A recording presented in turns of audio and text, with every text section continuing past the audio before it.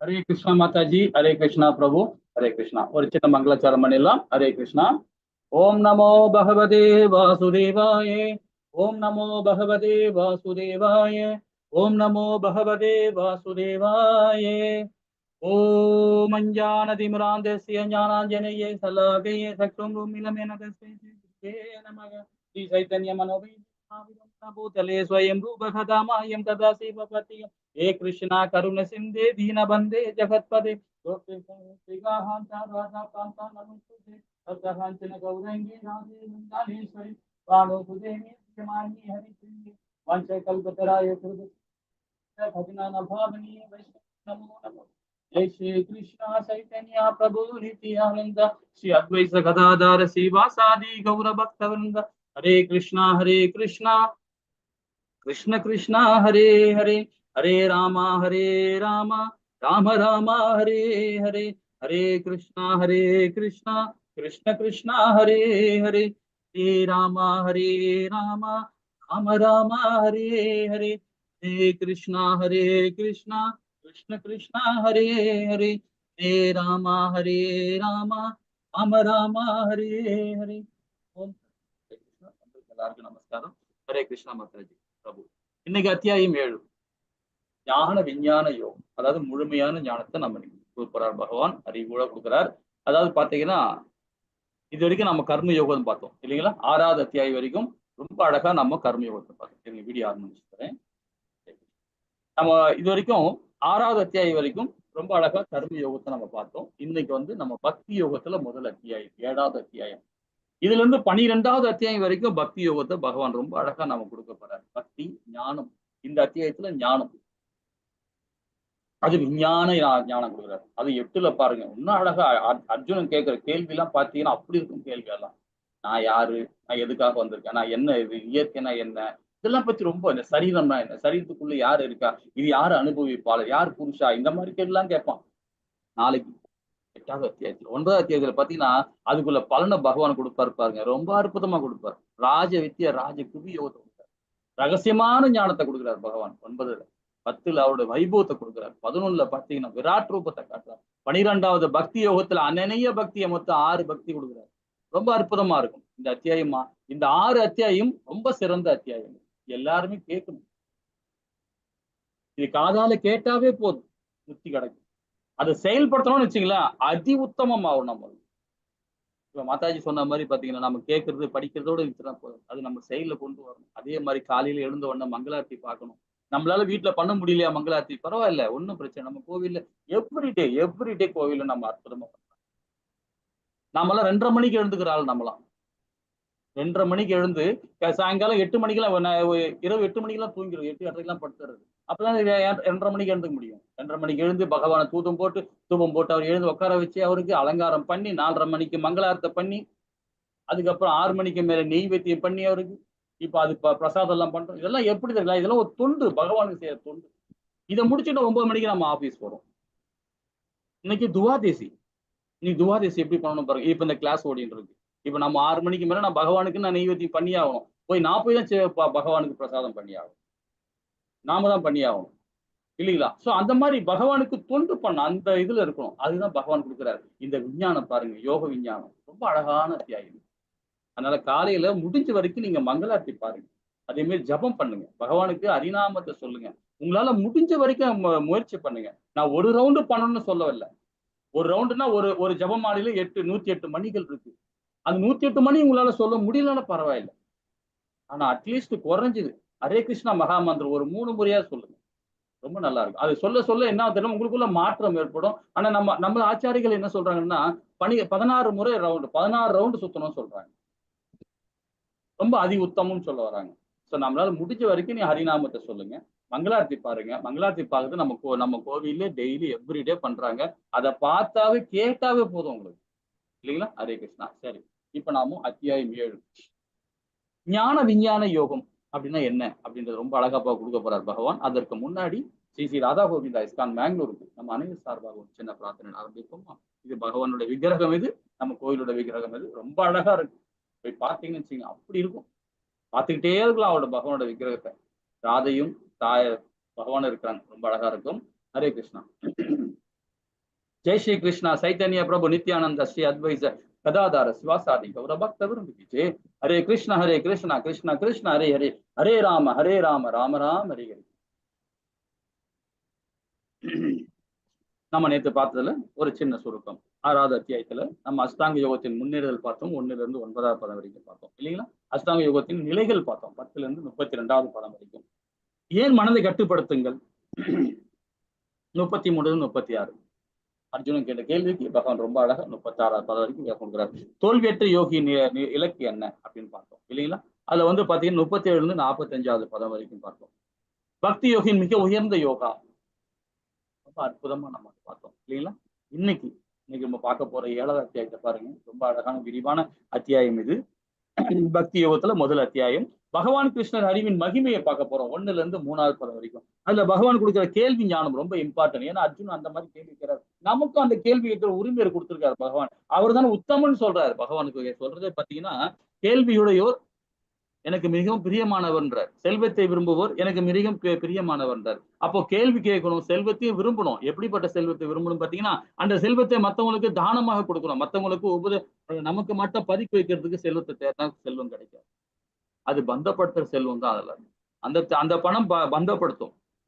ஆனா அந்த பணத்தை நாம இது பகவானுடைய பணம் சொல்லிட்டு மத்தவங்களுக்கு நாம உபகரணமாக நாம தானம் கொடுக்கணும். அந்த மாதிரி செல்வத்தை விரும்பவும் தான் பகவானுக்கு ரொம்ப பிரியமானவர்கள். அதே மாதிரி கேள்வி ஞானம் எல்லாருக்கும் இம்பார்ட்டன்ட். கேள்வி எல்லாருக்கும். அப்ப கேள்வி ஞானம் இந்த இடத்துல வந்து 1ல இருந்து 3வது பதம் வரைக்கும் பார்க்க போறோம். பகவான் கிருஷ்ணர் படி அறிவின் மகிமையை பத்தி கேட்கிறான். அது அர்ஜுனன் கேட்கிறான். அதுக்கேற்ற பகவான் ஃபர்ஸ்ட் ஸ்லோகத்திலேயே பேச ஆரம்பிச்சிடாரு. இதுல வந்து முக்கியமான பாத்தீங்கன்னா ஆரோகணம் அவராகணம் பத்தி பார்க்க போறோம். ஒரு வித்தியாசமா இருக்கும். இது ஆரோகுணம் ஆரோகுணம் சொல்லப்படு பாத்தீங்கன்னா, ஆரோகுணம் சொல்றது இயலாத மனிதன் குறைபாடுகள், 4 விதமான குறைபாடுகள். என்ன குறைபாடுகள் அப்படின்னு பாத்தீங்கன்னா, நம்ம இன்னைக்கு வந்து பாத்தீங்கன்னா இன்னைக்கு ஒரு ஒர்க் பண்ணுவோம், இன்னைக்கு ஒரு செயல் செய்வோம், ஏதோ ஒரு செயல் பண்றோம். இன்னைக்கு இந்த செயலை செஞ்சுட்டோம்னா மறுநாள் பாத்தீங்கன்னா அதே செயலை ஐயா இதோட மேன்மையா செஞ்சிருக்கலாமே, இதை செய்யக்கூடாது இல்லையா அப்படின்னு ஒரு குறைபாடு நமக்குள்ளே இருக்கும் இல்லைங்களா. அப்ப எதுவுமே நிரந்தரம் இல்லை இல்லைங்களா. ஆனா வேதம் அப்படி கிடையாது.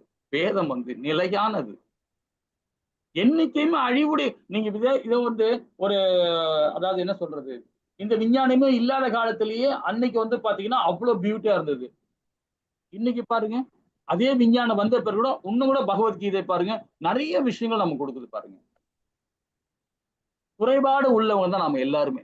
நம்ம எல்லாமே ஒரு கட்டுண்ட ஆத்மா தான் சரிங்களா. இந்த 4 விதமான மனிதனோட 4 விதமான குறைபாடுகள் நம்ம பார்ப்போம் இன்னைக்கு, ரொம்ப அழகா பார்ப்போம். அதே மாதிரி அவராகணும்னு ஒண்ணு இருக்கு. அது அங்கீகரிக்கப்பட்ட ஆன்மீக குருமார்கள் கொடுக்கிற அந்த ஞானம் தான், அதுதான் வேதம். அதை பத்தி ரொம்ப அழகா நம்ம பகவான் வந்து இந்த 3வது பதம் வரைக்கும் நம்ம விரிவா அதை பத்தி படிக்க போறோம். பகவானி கிருஷ்ணரின் ஆற்றலை பற்றி அறிவு கொடுக்கப்படும். ரொம்ப அற்புதமா இருக்கும். அதை பத்தி என்ன சொல்ற பாத்தீங்கன்னா, பகவான் கிருஷ்ணரின் அனைத்திற்குமே சாரம், அனைத்திற்குமே சாரம். சக்திமானுக்கு சக்தி, பாட்டனுக்கு பாட்டன் சொல்லுவாங்க இல்லையா, அது மாதிரி பகவானுக்கு சக்திமானுக்கு சக்தி. ரொம்ப அழகா இருக்கும். 4ல இருந்து 12வது பதம் வரைக்கும் பார்க்க போறோம் நம்ம. அதுக்கப்புறம் பாருங்க 13ல இருந்து 19வது பதம் வரைக்கும் பாருங்க, பகவான் கிருஷ்ணரை ஏற்றல் நிராகரித்தல், பகவான் கிருஷ்ணன் சரணடைதல் பத்தி ரொம்ப அழகா விரிவா நம்ம அதை பார்க்க போறோம். அதுல பாத்தீங்கன்னா பகவானுக்கு யாரெல்லாம் நிராகரிக்கிறார்கள் பாத்தீங்கன்னா, அதிமுட்டாள்கள், மனிதர்கள் கடைநிலை உள்ளவன், மாயக்குட்பட்ட ஞானிகள், வெளிப்படையான நாத்திகர்கள், தன்மையில் உள்ளவர்கள் பகவானை நிராகரிக்கப்படுகிறார்கள். அதே மாதிரி அதாவது கிருஷ்ணர் யாரு ஏற்கிறாங்க, பகவானை யாரு ஏற்கிறாங்க அப்படின்னு பாத்தீங்கன்னா, துயரற்றோர், செல்வம் வேண்டுபவர், கேள்வி உடையோர், முழு முதல் உண்மையை பற்றி ஞானத்தை தேடுபவர்கள். ரொம்ப அழகா படிக்க போறோம். இதெல்லாம் ரொம்ப இம்பார்ட்டன்ட். துயரற்றோர் எதை பத்தியும் கவலைப்பட மாட்டான், எதை பத்தியும் கவலைப்படலாம். எப்பவுமே அவன் முகத்தை பாத்தீங்கன்னா ரொம்ப ஹாப்பினஸா இருக்கும், பொலிவா இருக்கும். இந்த 9 ஓல் உடம்புல இருக்க 9 ஓலும் அப்படியே ஜோலையா தெரியும். அப்படியே எதை பத்தியும் கவலைப்பட்டான். ஏன்னா பகவான் இருக்கார், அவர் மேல நம்பிக்கை இருக்கு. நான் மத்தவங்க மேல நம்பிக்கை வைக்கல, பகவான் மேல நம்பிக்கை வைக்கிறேன். அடுத்த செகண்ட் என்ன நடக்குன்னு எனக்கு தெரியாது, ஆனா பகவானுக்கு தெரியும், அவருக்கு தெரியும். அவர் என்ன பார்த்துப்பார். ஆனா அவருக்கு நான் தொண்டு செய்வேன். அந்த தொண்டு எப்படி செய்வான், சமுதாயத்துக்கு தொண்டு செய்வான், பிள்ளைகளுக்கு தொண்டு செய்வான், அப்பனுக்கு செய்ய தருவான், தாயாருக்கு தொண்டு செய்வான், சமுதாயத்துக்கு தொண்டு. அது பகவானுக்கு செய்யற தொண்டு. அந்த தொண்டு பண்ணாவே போதும். அப்ப அவனுக்கு என்ன கவலை வரப்போகுது, ஒரு கவலையும் வராது இல்லைங்களா. துயரற்றோர், அது பகவான் கேட்கிறாரு. செல்வத்தை வேண்டுபவர் கேட்கிறாரு. இதெல்லாம் பத்தி இந்த அத்தியாயத்துல ரொம்ப அழகா விரிவா படி. ஓகேங்களா, சரி ஓகே. அப்புறம் தேவர்கள் வழிபாடு, தேவர் தேவியோட வழிபாடு பாருங்க 20ல இருந்து 25வது பதம் வரைக்கும் பார்க்க போறோம். தேவர்கள் வழிபாடு பண்ற போது பாத்தீங்கன்னா, ஏன் தேவர்கள் வழிபாடு பண்றோம் நாம? அதை பத்தி விளக்கம் கொடுக்குறாரு பாருங்க. ஏகப்பட்ட ஆசைகள் நமக்கு, ஏகப்பட்ட ஆசைகள். ஆனா குறைந்த குறைந்த மதிப்புடையவர்கள் நம்ம எல்லாருமே. அது அந்த பலன் கொஞ்ச நாளைக்கு தான் நிக்கும். இப்ப ஒண்ணும் இல்லைங்க. நான் பாவமே பண்ணலைங்க. புண்ணியம் தான் பண்ணிட்டு இருக்கேங்க. ஆனா கொஞ்சம் பாவம் பண்றேன், கொஞ்சம் புண்ணியம் பண்றேன். நம்ம எல்லாம் அப்படிதான். நம்ம எல்லாம் கருமிகள் தான். பாவம் பண்ணும், புண்ணியம் பண்ணுவோம். ஆனா அந்த பாவத்துக்கு தகுந்த மாதிரி நம்ம எங்க போவோம் பாத்தீங்கன்னா, சொர்க்கம் தான் போவோம். பகவான் நம்ம நம்ம பிறப்பிடத்துக்கு போக மாட்டோம். நம்ம வந்த இடத்துக்கு போக மாட்டோம். சுற்றுலா மாதிரி சொர்க்கலோகம் போவோம், பிரம்மலோகம் போவோம், பித்ருலோகம் போவோம். இந்த மாதிரி லோகத்துக்கு போயிட்டு வருவோம். போயிட்டு அங்க போயிட்டு என்ன பண்ணுவோம் தெரியுமா? இந்திர லோகத்துக்கு போறோம்னு வச்சுக்கலாம், சொர்க்கத்துக்கு போறோம்னு வச்சுக்கலாம். அங்க போயிட்டு நம்ம எல்லா ரசத்தையும் குடிப்போம், எல்லாரையும் பார்ப்போம், எல்லாம் ஜாலியா பார்த்துட்டு சுகமா இருந்துட்டு வருவோம். அங்க போன சுகம்தான். சுகமா இருந்துட்டு அதுக்கப்புறம் என்ன பண்ணுவோம் தெரியுங்களா? இந்திரன் முதல்ல கீழே போடான்றுவான், முதல்ல கீழே போடான்றுவான். உன்னுடைய புண்ணிய காரியங்கள் எல்லாம் முடிஞ்சு போச்சு, ஓடி போ அப்படின்றான். திரும்ப நம்ம கீழே தான் வரணும். இதே மிடில் லேண்ட் தான் பிறக்கணும். நாம என்ன புண்ணியம் பண்ணமோ அதுக்கேற்ற உடல் கிடைக்கும். ஒரு நல்ல ஒரு குடும்பத்துல, ஒரு செல்வந்தர் குடும்பத்துல, ஒரு கல்வியாளர் குடும்பத்துல, ஒரு மகான் குடும்பம். ஏன்னா நம்ம புண்ணியம் பண்ணியிருக்கோம் இல்லையா? ஆனா அது வந்த பிறகு, சொர்க்கத்தை அனுபவிச்சுட்டு இங்க வந்த பிறகு திரும்பவும் நாம பகவானுக்கு பக்தி கொடுத்து அதுக்கப்புறமா தான் நம்முடைய லோகத்துக்கு போறோம். இவ்வளவு அற்புதமா கொடுக்குறாரு. அப்போ அது ஏன் சொல்ல வரும் பாத்தீங்கன்னா, பகவான் லோகத்துக்கு போறது முக்கியமா, சொர்க்கத்துக்கு போறது முக்கியமா? இதுதான் இம்பார்ட்டன்ட் இல்லைங்களா? அதுதான் சொல்றது குறைந்த மதிப்புடையவர்கள் சொல்லப்படுது. அதே மாதிரி பாத்தீங்கன்னா பலன் என்னன்னு பாத்தீங்கன்னா, எல்லைக்கு உட்பட்டது. தேவர்கள் வழிபாடு பண்ணும்போது அதோட பலன் ஒரு எல்லைக்கு உட்பட்டது தான். அதுவும் தற்காலிகமானது. தேவர்கள் கிரகத்துக்கு தான் மட்டும் நம்ம செல்வோம். 26ல இருந்து 30வது பதம் பாருங்க. ரொம்ப அற்புதமா இருக்கு. யார் பக்தரே ஆக முடியும்? இந்த இடத்துல அந்த மிஸ்டேக்கா இருக்கு. அது இந்த ஸ்லோகத்துல காட்டல. 26ல இருந்து 30வது பதம் வரைக்கும் பாருங்க. ரொம்ப அற்புதமா இருக்கு. என்னன்னா யார் பக்தராக முடியும் அப்படின்னு சொல்லப்படுது. மறுபிறவி, அதாவது மறுபிறவி பத்தி அறிஞ்சவன், முற்பிறவி பத்த பலன்களை தெரிஞ்சவன், புண்ணியங்கள் பாவங்கள் இல்லை, உறுதியுடன் பக்தி தோண்டு. இந்த 5 சாராம்சம் மூலியமா பக்தியை உருவாக்குறவன், பக்தியை பண்றவர்கள் கண்டிப்பாக பகவான் பக்தியை அடைய முடியும். இந்த ஸ்லோகம் மூலியமா நாம அதை விரிவா நம்ம இதை பார்க்கலாம். ஹரே கிருஷ்ணா. முதல் பதத்துல ரொம்ப அழகா பகவானே கேள்வி பதில் கொடுக்கிறார். ஹரே கிருஷ்ணா மாதாஜி. முதல் ஸ்லோகம். हे कृष्ण प्रभुजी। श्री भगवान उवाच मय्यासक्तमना भारत योगयुज्ञन्मताश्रयः असंशयं समक्रम यथा ज्ञानासि तच्छृणु। हरे कृष्णा. ஹரே கிருஷ்ணா. யாராவது படிக்கிற அதாவது ஸ்லோகம் படிக்கிற இன்ட்ரெஸ்ட் இருந்தாலும் படிங்க. கொஞ்சம் அப்படி இப்படி கொஞ்சம் மிஸ்டேக் இருக்குது, படிக்க முடியல அப்படின்னா பரவாயில்ல, படிங்க. கொஞ்சம் எழுத்து கூட்டி கொஞ்சமா படிக்கலாம், டைம் இருக்கு, ஒன்றும் பிரச்சனை இல்லை. நம்ம முடிச்சுக்கலாம் சீக்கிரமா. எல்லாரும் முயற்சி பண்ணுங்க. மாதாஜி படிப்பாங்க. உங்களுக்கு ஏதாவது படிக்க விருப்பம் எல்லாருமே படிக்கலாம். ஹரே கிருஷ்ணா. சரி, இந்த இடத்துல என்ன சொல்றாரு பாருங்க. புருஷோத்தரமான முழுமுழு கடல் கூறினார், பிதாவின் மகனே, என்னிடம் பற்றுதல் கொண்ட மனதுடன் என்னை பற்றிய முழு உணர்வில் யோகத்தின் பயில்வதன் மூலம் உன்னை நீ எவ்வாறு சந்தேகம் எதுவுமின்றி முழுமையாக அறிந்து கொள்ளலாம் என்பதை இனி கேட்பாயா? ரொம்ப அற்புதமா சொல்லியிருக்காரு. இதுவரைக்கும் கொடுத்த ஞானம் பத்தாது அர்ஜுனனுக்கு, இன்னும் ஞானத்தை கொடுக்கிறார் நமக்கு. இதுக்கு மேல இன்னும் கொடுக்க போறாரு. நாளைக்கெல்லாம் பாருங்க அர்ஜுனன் கேட்க போற கேள்விக்கு பதில் எப்படி கொடுப்பாரு பாருங்க. இது ராஜவித்யா ராஜகுயம் 9வது ரொம்ப சிறப்பா இருக்கு. இனி வர அத்தியாயத்துல அவர் என்ன சொல்றாரு? என்னிடம் பற்றுதல் கொண்ட மனதுடன் என்னை பற்றிய முழு உணர்வில் பகவான் மேல பற்றுதல் வைக்கணும், பகவான் மேல பற்றுதல் வைக்கணும். சாப்பிடும் போது கிருஷ்ணா அப்படின்னு சாப்பிடும், உட்காரும் போது கிருஷ்ணா அப்படின்னு சொல்லி உட்காரணும். ஸோ அந்த மாதிரி பகவானை மையப்படுத்தி அவரையே சதா நேரம் நினைச்சுக்கிட்டே இருக்கும் பார்த்தீங்கன்னா, இன்னும் சந்தேகமின்றி இன்னும் அறிந்து கொள்ளலாம்ன்றார். அப்ப நம்ம பௌதிகத்துல போனா நம்ம என்ன தெரியுங்களா? பகவான் நினைக்கல, பௌதிகத்துல போறோம். அப்ப நம்ம என்ன பண்ணோம்? வீழ்ச்சி அடையக்கூடிய செயல் தான் நிறைய இருக்கும். அதுல லாபம் இருக்கும், அதே நஷ்டமும் வரும். லாபமும் வரும், நஷ்டமும் வரும். அதுல சந்தோஷமும் இருக்கும், துன்பமும் கொடுக்கும். அது பௌதிகம். ஆனா ஆன்மீகம் அப்படி கிடையாது. துன்பமே கொடுக்காது, துன்பமே கூட ஒரு மணி கூட துன்பம் கொடுக்காது. அப்ப நாம துன்பத்தை அனுபவிக்கிறோம், பகவான் உணர்வோட செயல்படும் போது துன்பத்தை அனுபவிக்கிறோம்னா நாம சரியில்லைன்னு அர்த்தம். நிறைய பேர் சொல்லுவாங்க, நான் பகவானே உனக்கு நான் என்ன செய்யல, நான் என்ன பண்ணல, நான் மாசமானா உனக்கு ஒரு 2000 ரூபாய் அக்கௌண்ட்ல போட்டுறேனே, கோயில் அக்கௌண்ட்ல போட்டுறேனே, இது இல்லாம கோயிலுக்கு டெய்லி நான் கோயில உனக்கு பாராயணம் பண்றேனே, உனக்கு டெய்லி இதெல்லாம் பண்றேனே எல்லாம் சொல்லுவாங்க. ஆனா உன்னுடைய குண அதிசயங்கள் மாறவே இல்லையே. நிறைய மாற்றங்கள் இருக்கணும். அதுல எப்படின்னா எதை பத்தியும் கவலைப்பட மாட்டான், எதை பத்தியும் கவலைப்பட மாட்டான். ஹரிபக்தியோட செயல்படுவான். அதுதான் பகவான் என்ன சொல்றாருன்னா, உன்னுடைய பக்தி நீ ஏத்துக்கிட்டீங்களா? இப்ப யாராவது கேட்டு பாருங்களேன். இப்ப வந்து நம்ம நெறைய கோயிலுக்கெல்லாம் போறோம். நெறைய சாமிக்கு எல்லாம் இதெல்லாம் பண்றோம். பாராயணம் பண்றோம். எல்லாம் பண்றோம். ஆனா பகவான் அந்த பக்தி ஏத்துக்கிட்டாரா? அப்படின்னு பார்த்தீங்கன்னா, நம்ம ஆச்சாரிகள் குடுக்குறாங்க. வேதங்கள் மூலியமா குடுக்குறாங்க. ரிக்வேதத்துல ரொம்ப அழகா குடுக்குறாங்க. ரிக்வேதத்துல எப்படி பார்த்தீங்கன்னா, நம்மளுடைய பக்திய பகவான் ஏத்துக்கிட்டாரான்னு பார்த்தீங்கன்னா, நம்மளே உணர முடியும். எப்படி பார்த்தீங்கன்னா, நம்மளுடைய செயல்பாடு, பௌதிகமான செயல்பாடு கொஞ்சம் கொஞ்சமா குறைஞ்சுட்டு வந்துரும். சுத்தமா குறையாது. கொஞ்சம் கொஞ்சமா குறைஞ்சுட்டு வரும். அதிலே நம்ம மாற்றம் ஏற்பட ஆரம்பிச்சுரும். நெறைய கோயிலுக்கு போறத பத்தி இல்ல. பேசுற விஷயம் கூட நாம ஒரு கம்மியா பேசுவோம். அப்படி பேசினா பகவான பத்தி தான் பேசுவோம். யாருக்காவது உதாரணம் குடுக்கணும்னா பகவான் லீலைய பத்தி தான் உதாரணம் குடுப்போம். யாருக்காவது இன்னும் விஷயம் புரியணும் அப்படின்னா பகவானுடைய வைபவத்த சொல்லுவோம். இப்படிதான் சொல்லிட்டு இருப்போம். அப்ப பார்த்தீங்கன்னா, அது பேச, பேச, பேச பௌதீகம் அப்படியே குறைஞ்சுக்கிட்டே வரும். ஆன்மீகம் அப்படியே விரிஞ்சுகிட்டே வரும். ஆன்மீக ஞானம் விருத்தி அடைஞ்சுட்டே போயிடும். இதுதான் முதல் நிலை. பக்திய பகவான பத்தி பேசுறவன், பகவான பத்தி நினைக்கிறவன், பகவான பத்தி எல்லா நேரம் சதா நேரம் நினைக்கிறவன் பார்த்தீங்கன்னா, அது பகவானோட அருள் இருந்தா தான் முடியும். அது பகவான் பக்தி ஏத்துக்கிட்டா தான் பண்ண முடியும். இல்லைன்னா கண்டிப்பா பண்ணவே முடியாது. இது முதல் நிலை. 2வது நிலை என்ன தெரியுங்களா? நம்மள மாரி பக்தர்கள், பகவத் பக்தர்கள். நம்ம எல்லாம் பகவானுடைய பகவத் பக்தர்கள். இந்த கீதைய படிக்கிறதுக்கே ஞானம் வேணும். கீதைய கேட்கறதுக்கே ஒரு ஞானம் வேணும். கீதைய சொல்றதுக்கே ஒரு பகவானுடைய அருள் வேணும். அந்த ஞானம் கேட்கும்போது அந்த மாரி பக்தர்கள் சங்கத்துல நம்ம சங்கம் வச்சிருக்கோம் பார்த்தீங்களா? பேசுறோம், கொள்றோம், நெறைய விஷயங்கள் கேட்கிறோம். இது 2வது நிலை. 3வது நிலை என்ன தெரியுங்களா? சாது சங்கம். ஆச்சாரிகளிட சரணாகதி அடையிறது. சாது சங்கம். சாது சங்கத்துல நம்ம சங்கத்த அந்த சங்கத்துல போய் நம்ம உறவாடினாவே போதும். அவங்க கிட்ட போய் அவங்க கிட்ட சரணாகதி அடைந்து ஆத்ம நிவேதனம் அடைந்து அவங்க குடுக்குற ஞானத்த பெஞ்சு அது செயல்பட ஆரம்பிச்சுன்னா வச்சுக்கலாம், முழுமையாக நாம அனன்ய பக்தியில போக முடியும். அதுதான் பகவான் சொல்றார். என்னை லாயித்துன்றார். என்னை மையப்படுத்துன்றார். என்னை மையப்படுத்தி நீ செயல்பட்டீன்னா, நீ கண்டிப்பாக இந்த வாழ்நாளிலே நீங்க பக்திய நீங்க உணர முடியும்ன்றார். முக்தி கொடுக்க முடியும். சரி 2வது பதம் என்ன சொல்றாரு பார்ப்போமா? ஹரே கிருஷ்ணா மாதாஜி. हरे कृष्ण प्रभु जी। ज्ञानं ते अहं सविज्ञानमितं वश्याम्यक्षशतः यज्ञात्वा नेह भूयो अन्यत् ज्ञात्वयम् अविशिष्यते। हरे कृष्ण। ஹரே கிருஷ்ணா மாதாஜி. தற்பொழுது சாதாரண அறிவையும் தெய்வீக அறிவையும் நான் உனக்கு முழுமையாக அறிவிக்கிறேன். இதனை அறிந்த பின் நீ அறிய வேண்டியவர் எதுவுமே இல்லை.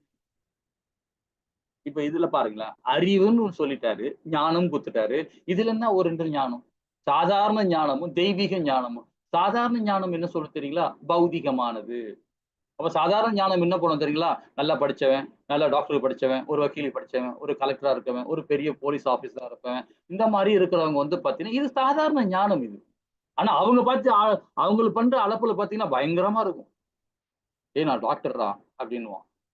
ஆனா பண்ற செயல் எல்லாம் பௌதிகமான செயலா இருக்கும். அப்ப அவன் என்ன பண்ணுவான்? நெறைய தப்பு பண்ணிக்கிட்டே இருப்பார். அதே தெய்வீகமா அறிவு இருக்கு பார்த்தீங்களா? தெய்வீகமான அறிவு. அந்த அறிவு பெறும்போது பார்த்தீங்கன்னா, சாதாரண அறிவை விட மிஞ்சி இருப்பான். ஒரு டாக்டர் வந்து தெய்வீக அறிவோட இருந்தாருன்னு வச்சுங்களேன், அப்ப என்ன பண்ணுவார் தெரியுங்களா? அவருக்கு என்ன வருமானம் வேணுமோ அத மட்டும் தான் நோயாளிகிட்ட இருந்து வாங்குவார். சன்மானம் வாங்குவார்.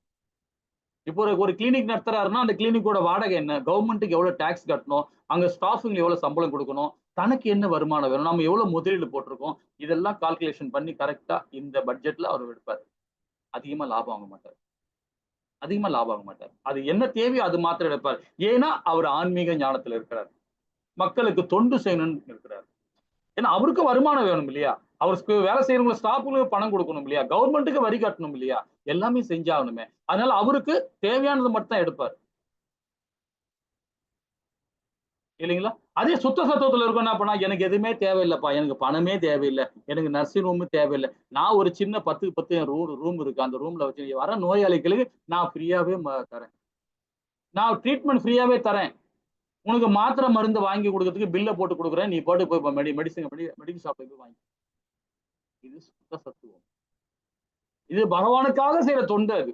அந்த ஆன்மீக ஞானம் இருக்கிறவன் தான் அந்த மாதிரி செய்வான். ஒரு கலெக்டரா படிச்சவன், ஒரு அட்வொகேட்டா படிச்சவன், இந்த சாதாரண ஞானத்தோட இதுதான். இதுல இன்னொன்னு தெரியுங்களா? ஆரோகணன் ஒரு கணம் இருக்கு. இந்த முறை பார்த்தீங்கன்னா, எப்பவுமே வந்து சிக்கலான முறைதான் அது. அது என்ன சொல்லுதுன்னா, ஏற்கனவே உள்ளவற்றை கண்டுபிடித்த விஞ்ஞானம் ஒரு குறிப்பிட்ட நிலையை செயல்படுகிறது. ஏற்கனவே உள்ள விஞ்ஞானம் அது. ஒரு எக்ஸாம்பிள் சொல்லணும்னு வச்சுங்களேன். இப்போ பகவான் முழுமுறு கடவுள் அவதாரம் கொடுத்த ராதை யுகத்துல பாத்தீங்கன்னா, அர்ஜுனனும் சரி, எல்லாம் பீஷ்மரும் சரி, எல்லாருமே சரி, கையில ஒரு ஆயுதமும் இருக்காது. ஒண்ணும் வச்சிருக்க மாட்டாங்க. ஒரு ஒரு குண்டூசி கூட கையில இருக்காது. ஆனா ஜுவல்ஸ் எல்லாம் போட்டுன்னு சுத்தின்னு இருப்பாங்க. நல்லா ஜாலியா இருப்பாங்க. ஆனா ஒரு 2 ஸ்லோகம் சொல்லுவாங்க பாருங்க.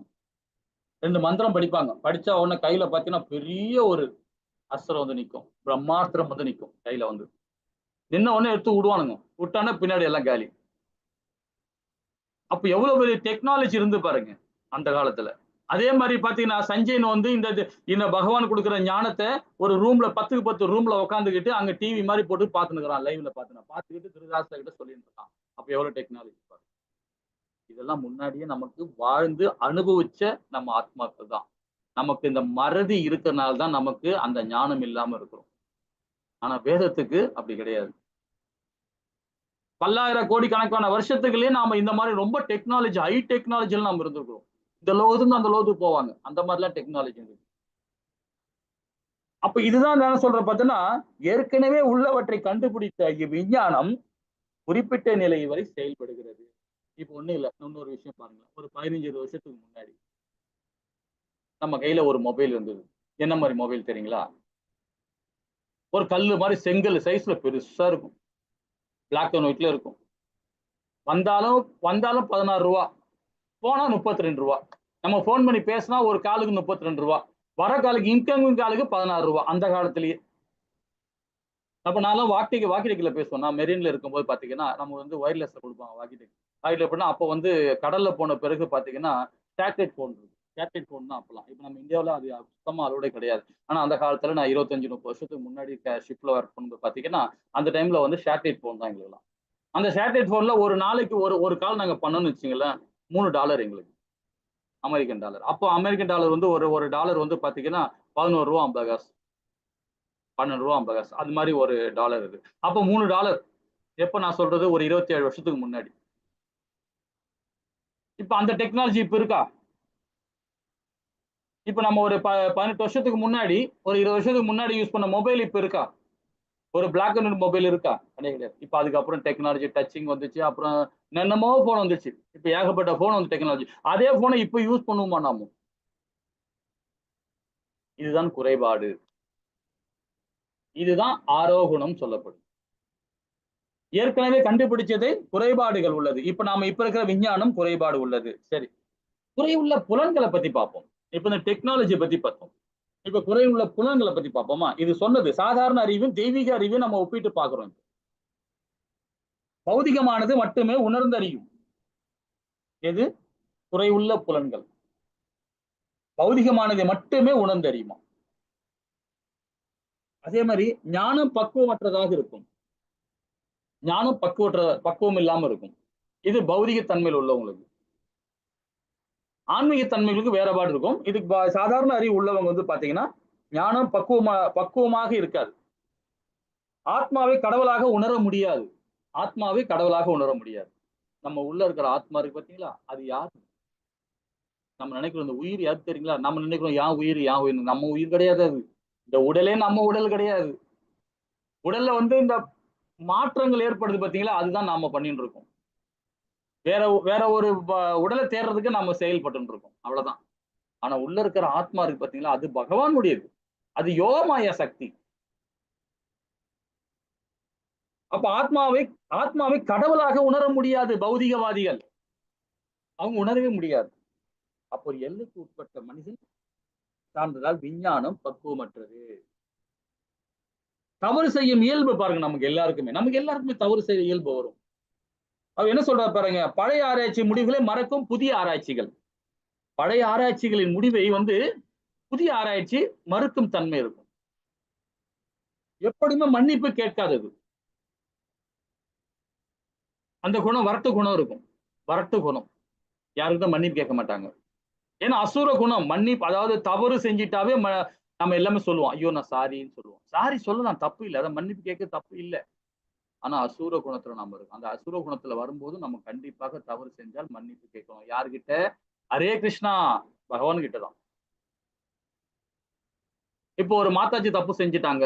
ஸ்லோகம் படிக்கிறதுலயோ ஏதோ ஒரு விஷயத்திலயோ ஏதோ கேட்கிற விஷயம் தப்பு பண்ணிட்டாங்கன்னா யார்கிட்ட சொல்லணும் தெரியுங்களா? நம்மள மாதிரி ஆளுகிட்ட சொல்லணும் அவசியமே இல்லை. பகவான் கிட்ட தான் சொல்லணும். ஹரே கிருஷ்ணா, தவறு செஞ்சுட்டேன் அப்படின்னு மன்னிப்பு கேட்கணும். இப்ப நான் வந்து நீங்க ஒரு தவறு செஞ்சிட்டீங்கன்னு சொல்லிட்டு என்கிட்ட நீங்க மன்னிப்பு கேட்கறேன்னு வச்சுங்களேன், அப்ப நான் பந்தப்படுறேன். அந்த தவறை நான் ஏத்துக்கிறேன். அந்த அந்த அந்த தேங்க்ஸ் சொல்றதை நான் ஏத்துக்கிறேன்.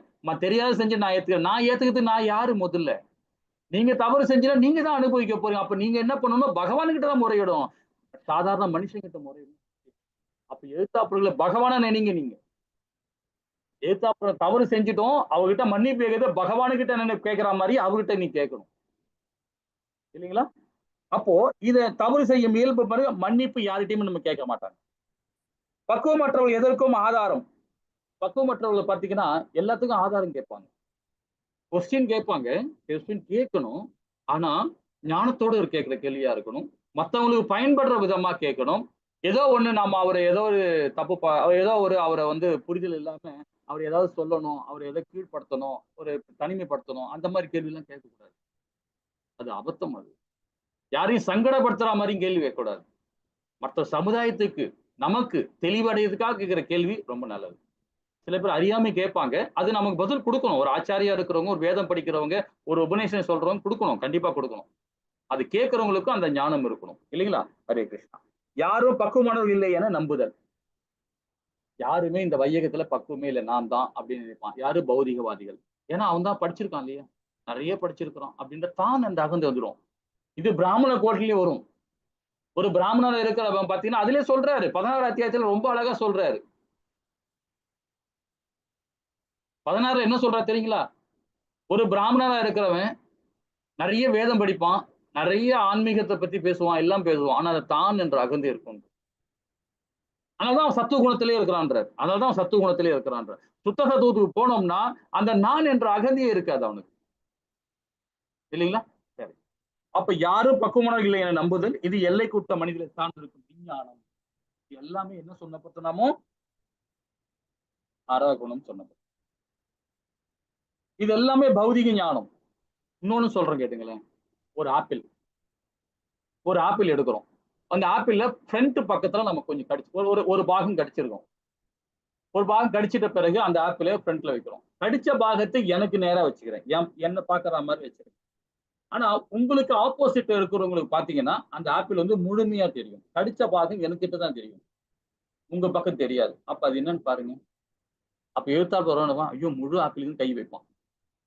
பார்த்தா அது கொஞ்சம் கடிச்சிருக்கு. இதுதான் மாய. இதுதான் மாய. நமக்கு அந்த ஞானம் இல்ல. அந்த ஞானத்தை வர வைக்கணும்னா ஆன்மீக ஞானம் நமக்கு விருத்தி அடைஞ்சாதான் அந்த ஞானம் தெரியும். இல்லைங்களா? அதே மாதிரி மாய வசப்படுறது தான் இது. ஏமாற்ற குணம் சொல்லுவாங்க. ஏமாற்ற குணம் பாத்தீங்கன்னா நிறைய விஷயங்கள். இப்ப நம்ம தாய் கூட பாத்தீங்கன்னா தாய் என்ன பண்ணும்? குழந்தைக்கு அன்னம் ஊட்டுவாங்க. பிரசாதத்தை ஊட்டுவாங்க குழந்தைக்கு. அப்ப ஊட்டும் போது என்ன சொல்லுவாங்க?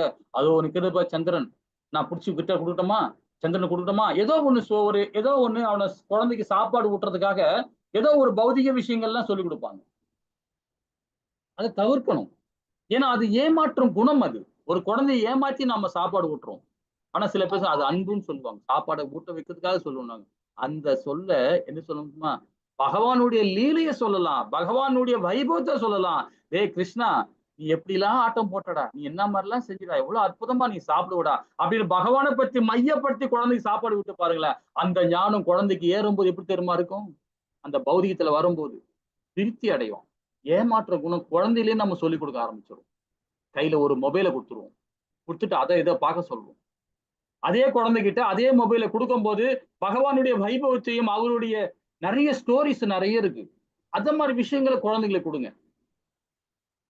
சோ இதெல்லாம் தெய்வீகமான அறிவு இதெல்லாம் குழந்தைகளுக்கு கொடுக்கும்போது. இல்லைங்களா? சோ இது வந்து ஏமாற்ற குணம். இது நான் ஒரு சின்ன உதாரணம் தான் நான் சொன்னேன் நான். இது மாதிரி நிறைய விஷயங்கள் இருக்கு. யார்கிட்டயே ஒரு ஒரு ஒரு ஒரு ஆளுக்கு விளக்கம் கொடுக்கணும். பகவானை மையப்படுத்தி விளக்கம் கொடுக்கலாம். அவன் கேட்கிறவனும் புனிதம் அடைவான். நீங்க சொல்றவங்களும் புனிதம் அடைவீங்க. அவன் கேட்கிறவனும் புனிதம் அடைவான். தெய்வீகமான கதையை மட்டும் சொல்லுங்க. பௌதிக கதைக்கு சொல்லவே சொல்லாதீங்க. இல்லைங்களா? அப்போ ஏமாற்ற குணம் எங்கிருந்து ஆரம்பிக்குது? அதுவும் நம்ம கிட்ட தான் ஆரம்பிக்குது. சரி. நாம் பக்குவம் அடைய அற்றவர்கள். நாம் எல்லாருமே பக்குவம் அற்ற. ஆகையால் வாழ்க்கையில் தீர்மானம் எடுப்பதற்கு பக்குவமான மூலத்தை ஆராய்ந்து பார்க்க வேண்டும். நம்ம எல்லாமே பக்குவமற்றவர்கள் தான். ஆனா நம்ம வாழ்க்கை மேன்மையடைகிறதுக்கு ஆன்மீக ஞானம் முக்கியமா, பௌதிக ஞானம் சாதாரண அறிவு முக்கியமா, அதை நம்ம தீர்மானிக்கணும். ஆன்மீக ஞானம் தான் உசந்தது. அந்த ஆன்மீக ஞானத்தோட பாத்தீங்கன்னா பௌதிக ஞானத்தோட 4 மடங்கு நம்ம மேல போகணும். பணம் சம்பாதிக்க முடியும், பணம் சம்பாதிச்சு எல்லாரும் சுகமா இருக்கணும் வாரி வாரி கொடுத்துருவோம், பதுக்க மாட்டோம் இல்லைங்களா? சோ நம்ம அதுதான் உசந்தது நம்ம சொல்லப்படுது. அப்ப நம்பிக்கை பாருங்க, நாம் நமது நம்பிக்கையை வைக்கும் சில விஷயங்கள் இங்கேயும் கொடுக்குறாங்க பாருங்க. நம்பிக்கை பத்தி இதே 2வது ஸ்லோகத்தையும் சொல்றாரு பாருங்க. இந்த தெய்வீக ஞானத்தோட நாம என்ன பண்றோம்? ஒரு முடிவெற்ற கடையில போறோம், ஒரு பிரபுஜி முடிவெற்ற கல்ல போறாரு, மாதாஜி கூட போறாங்க. இப்போ எல்லா மாதாஜியும் இப்ப பியூட்டி பார்லர் போறாங்க. இப்ப ஒரு முடிவெற்ற கல்ல போன உடனே அவர் என்ன பண்றாரு?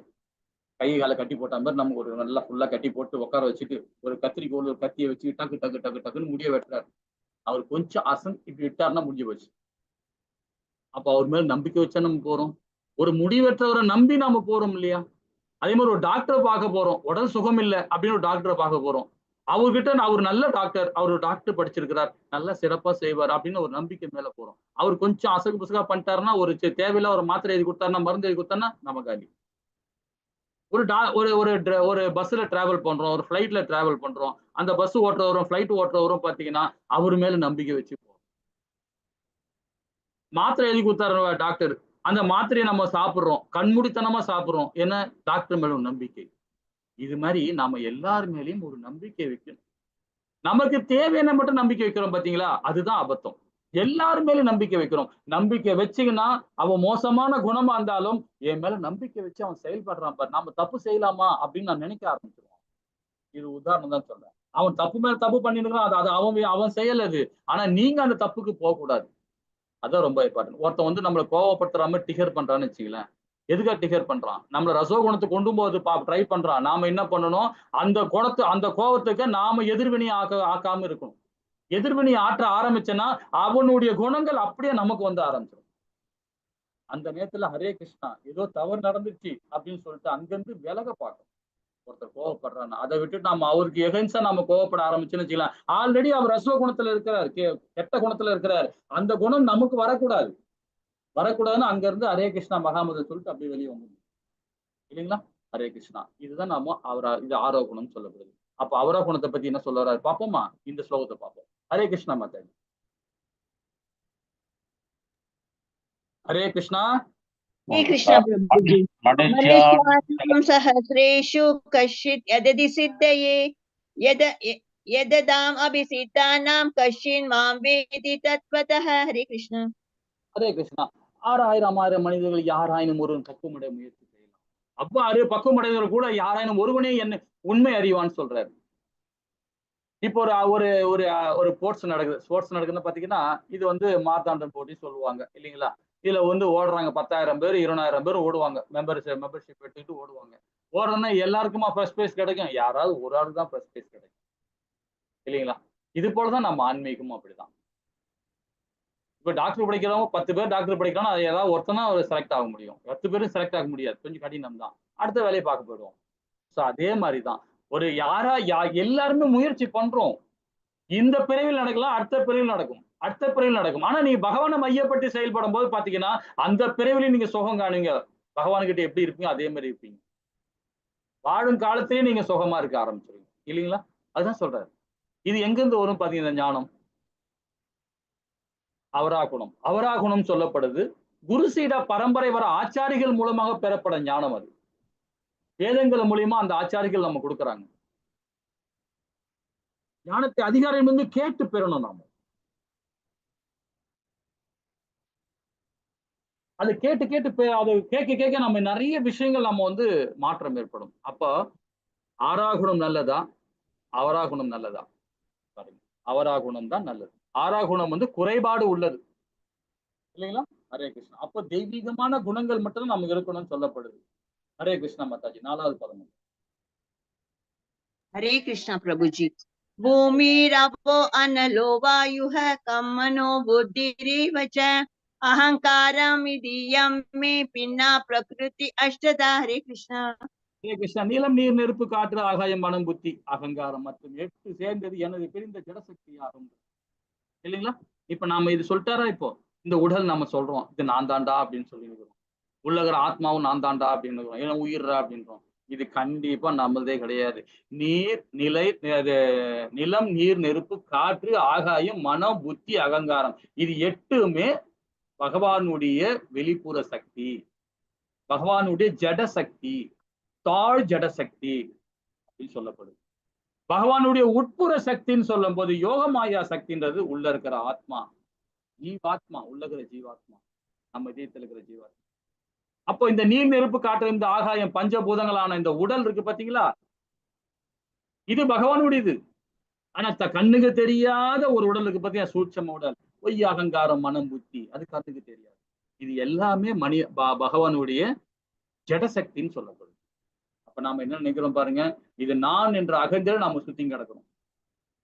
இது என் உடல், இது என் மனைவி, இது என் கணவன், இப்படி இப்படி நம்ம எல்லாரையும் ஒரு பேரை வச்சு நம்ம எல்லாம் சொல்லிட்டு இருக்கோம், சொந்தம் கொண்டாண்டு இருக்கோம். அப்ப நம்ம உடலே நம்மளது சொந்தம் இல்லை, இல்லைங்களா? ஹரே கிருஷ்ணா. 5வது பதம் மட்டும். हरे कृष्णा प्रभुजी। हरे कृष्णा। अपरेयम् इदस्वान्यं प्रकृतिं विद्धि मे परां जीवभूतं महाबोः ययेतं तार्तये जगत्। हरे कृष्णा। ஹரே கிருஷ்ணா. பலம் பொருந்திய பையங்களுடைய அர்ஜுனா, இதற்கு அப்பால் என்னுடைய உயர் சக்தி, இந்த சக்தி ஒன்று உள்ளது. இந்த தாழ்ந்த ஜட இயற்கையின் தனது சுயநலத்திற்காக உபயோகக்கூடிய ஜீவாத்மாக்கள் அத்து உள்ள அடங்கியதாகும். ரொம்ப அற்புதமா சொல்லிட்டாரு பாருங்க. உங்களுக்கு புரியுதுங்களா? பகவானுடைய வெளிப்புற சக்தி, அதாவது தாழ்ந்த ஜட சக்தின்னு சொல்லப்படுது இந்த உடல். ஆனா இதுக்குள்ள உயர்ந்த சக்தி ஒண்ணு இருக்குன்றார் பகவான். என்னுடைய உயர்ந்த சக்தி, என்னுடையனா பகவானுடையது, அவருடைய வைபவத்துல வர ஒரு சக்தி அது. என்னுடைய உயர்ந்த சக்தி அதுதான் ஆத்மா, அதுதான் ஜீவாத்மா. ஆனா இந்த ஜீவாத்மா உள்ள அமைதிதான் இருக்கும். ஆனா இந்த உடல் இருக்கு பாத்தீங்களா, தான் என்ற அகந்தை, தற்பெருமை அகன்றை, இந்த மாதிரி பௌதிகத்துல போக போக போக என்ன ஆகுது, வீழ்ச்சி அடையக்கூடிய செயலை செய்து இந்த ஜீவாத்மா அதுக்கும் உள்ள அடங்கியது. பாவம் அது.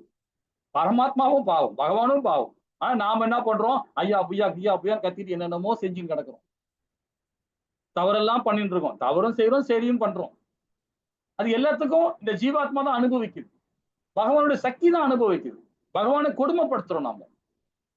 அதுதான் பகவான் சொல்றாரு பாருங்க, திரும்ப படிக்கிறோம் பாருங்க. இதற்கு அப்பால் என்னுடைய உயர்ந்த சக்தி ஒன்று உள்ளது. போன ஸ்லோகத்தோட கண்டினியூட்டி. அந்த 8 ஜடசக்தி சொன்னாரு பாத்தீங்களா, அதோட உயர்ந்த சக்தி ஒன்று உள்ளது, என்னுடைய ஆத்மா, அதாவது பகவானுடைய ஆத்மா. இந்த உயிர் பகவானுடையது. இந்த தாழ்ந்த ஜடசக்தி இயற்கையினால் தனது சுயநலத்திற்காக, தன்னுடைய சுயநலத்திற்காக, இந்த உடல் சுயநலத்திற்காக, நான் சந்தோஷமா இருக்கணும், நான் அழகா படுக்கணும், நான் ஏசி ரூம்ல இருக்கணும், நான் கார்ல போகணும், மெத்துன்னு இருக்கணும், வீடு பங்களா வாசல் ஆகணும், இது எல்லாமே சுயநலத்திற்காக உபயோகிக்கக்கூடிய ஜீவாத்மா உள் அடங்கியதாகும். அப்ப நம்ம வாழ்க்கையை எப்படி கொண்டு போன இருக்கோம், அப்ப ரொம்ப ஹாப்பினஸ கொண்டு போலாம், சுருக்கி கொண்டு போலாம். சுகம் காணாம கீழே வெறுந்தரில படுத்து பாருங்களேன், அதுல இருக்கிற சுகம் பாருங்க, பூமி மாதா அப்படியே தாங்குவா நம்மள. நாம என்ன பண்றோம், அதை படுக்க மாட்டோம், பெட்டதான் படுப்போம்னு ஆசைப்படுவோம். அதுல சுகம் காண்றோம். சுகம் காணும்போது ஒரு வாட்டி பாத்தீங்கன்னா, பட்டினத்தார் பத்தி கேள்விப்பட்டிருப்பீங்கன்னு நினைக்கிறேன். அவர் எப்பவுமே பாத்தீங்கன்னா ஒரு டவல் மட்டும் தான் இடுப்புல கட்டிட்டு இருப்பாரு, உடம்புல ஒண்ணு இருக்கா, கையில ஒரு கரும்பு வச்சு சுத்தி கிடப்பாரு. இங்க இருந்து கன்னியாகுமரியில இருந்து காஷ்மீர் வரைக்கும் சுத்தி கிடப்பாரு. அது மாதிரி சுத்தினும் போது ஒரு விவசாய நிலையில போயின்னு இருக்காரு, ஒரு விவசாய நிலம்.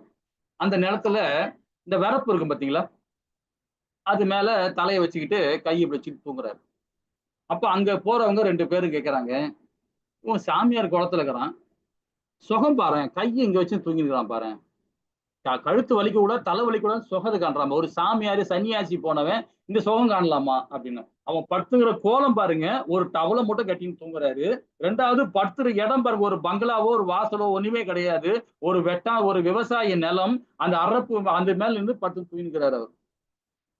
அதுக்கே நம்மள மாதிரி ஜீவாத்மாக்கள் அவரை குறை சொல்லுது. உடனே அவர் என்ன பண்ண தெரியுங்களா, ஐயோ, உடனே பகவானை எழுந்துட்டு பகவான சிவபெருமான வேண்ட ஆரம்பிச்சிட்டாரு.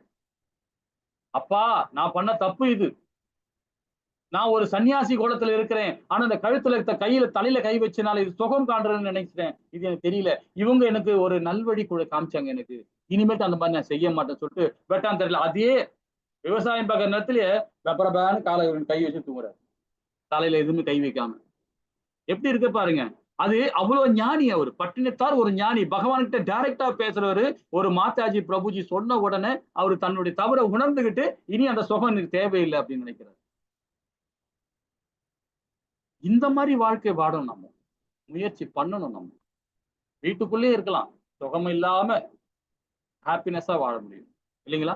அதுதான் சொல்ல வர. யாரையும் நம்ம சித்திரவதைப்படுத்தக்கூடாதுன்றார். ஹரே கிருஷ்ணா. 6வது பதம் 7வது பதம் ரொம்ப அற்புதமான பதம். ஹரே கிருஷ்ணா மாதாஜி பிரபு. हरे कृष्ण प्रभुजी। यदेत्योनि न भूतानि सर्वाणि त्युपधारय अहस्रस्य जगत प्रभः प्रलयस्तथा। हरे कृष्ण। 7வது. हरे कृष्ण। मत्तः परधरं नान्यत् किञ्चित् अस्ति धनञ्जय मयि स्रवम् इदं प्रोदं सूत्रे मणिकणा इव। हरे कृष्ण। 6வது பதம் பாருங்க. படைக்கப்பட்டவை அனைத்தும் இந்த 2 இயற்கையின் சார்ந்தவை. இவ்வுலகில் ஜடமாக ஆன்மீகமாக இருப்பவை அனைத்திற்கும் ஆதி அந்தம் நானே என்பது நிச்சயமாக அறிவாயாக சொல்லிட்டாரா? இந்த 2மே எது? ஆன்மீகம், இந்த இயற்கை, இந்த பிரகிருதி, இந்த பௌதீகம். அவர் என்ன சொல்ற தெரியுங்களா? ஹாப்பினஸ் சொல்ற. இதான் பகவான் 18 அத்தியாயத்துல 63வது ஸ்லோகத்தை சொல்றார் அர்ஜுனகிட்ட. அர்ஜுனா, எல்லா யாகத்தையும் நான் கொடுத்துட்டேன் உனக்கு. எல்லா எல்லா தர்மத்தையும் உனக்கு சொல்லி கொடுத்துட்டேன். இனி நீ போர் பண்றதோ போர் பண்ணாதோ உன்கிட்ட செயல்றான்ற. அதே மாதிரிதான் இந்த பகவத்கீதை இந்த ஸ்லோகத்தையும் சொல்றாரு. என்ன சொல்றாரு பாருங்க. இயற்கைன்னு சொல்றது இந்த பௌதீகம், இந்த பிரகிருதி. இது அனுபவிக்கிறேன்னா அனுபவின்றார். ஆன்மீகத்தை வர்றதுன்னா ஆன்மீகவான்றார். படைக்கப்பட்ட அனைத்திலும் 2மே இயற்கை, இயற்கையும் சரி இயற்கை சார்ந்தவன் சரி, இவ்வுலகில் ஜடமாகவும் ஆன்மீகம் இருப்பதை அனைத்திற்கும் ஆதி அந்தம் நான் என்றார். இது 2ம் படைச்சவன் நான் தான். இது எப்படி நீ அனுபவிக்கிறியோ அனுபவிச்சுக்கோ, அது உன்னுடைய செயல் தான். உனக்கு நான் சுதந்திரம் கொடுத்துருக்கேன். நீ இதில் தான் இருக்கணும்னு நான் தீர்மானிக்கல, அது உன்னுடைய செயல். நீ இயற்கையை நீ அனுபவிச்சுக்கிட்டே இருந்தீங்கன்னா நம்ம கண்டிப்பாக இதே ஜட உடல் தான் நமக்கு கிடைக்கும். இதே மத்தியம் தான், இதே துக்காளி தான் நம்ம பெறப்போம். செல்வத்தை வெல்பவனே, என்னை விட உயர்ந்த உண்மை எதுவுமே இல்லை. நூலில் முத்துக்களை கோர்க்கப்பட்டது போல அனைத்தும் என்னை சார்ந்து உள்ளதுன்ற. செல்வத்தை வெல்பவனே என்றார். யாரை பாருங்க? அர்ஜுனன். ஏன்னா அவன் செல்வம் தேக்க மாட்டான், தேக்கி வச்சுக்க மாட்டான் செல்வத்தை. எல்லாரும் சொல்லுவாங்க கர்ணன் தான் ரொம்ப வாரி வாரி கொடுக்குற வல்லன்னு. ஆனா அர்ஜுனன் பார்த்தா கொடுக்கற தெரியவே தெரியாது. இந்த கையில கொடுக்கும், இந்த கையில தெரியாதுன்னு சொல்லுவான். அந்த மாதிரி கொடுப்பான் செல்வத்தை. அதுதான் பகவான் சொல்றாரு செல்வத்தை வெல்பவனே அப்படின்றாரு. இது நிறைய இன்னும் சாராம்சம் நிறைய இருக்கு. ஏன்னா 2வது லெவலுக்கு வாங்க, ரொம்ப அற்புதமா படிக்கலாம் அதை. இப்ப இந்த படத்துல பாருங்க, இவர் தான் காரண உதய சாய் விஷ்ணுவா தனிமையில படுத்துட்டு இருப்பார், காரண கடல்ல படுத்து. இவர்கிட்ட இருந்த ஒரு வேர்வை துளிகள் தான் ஒரு முத்துக்கள் கோக்கப்பட்டது போல ஒரு அண்டத்தை உருவாக்க.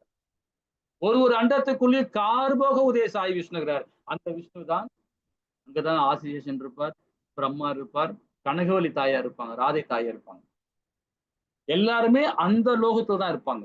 ஆனா காரணக்கடல் இருக்காங்க பாத்தீங்களா, யாருமே இருக்க மாட்டாங்க. அவர் தான் ஆதி அந்தம். ஆதி அந்தம் அவர். ஹரே கிருஷ்ணா. 8வது ஸ்லோகத்து அது வைபவத்தை பத்தி சொல்றாரு பாருங்க. ஹரே கிருஷ்ணா மாதா. हरे कृष्ण प्रभुजी।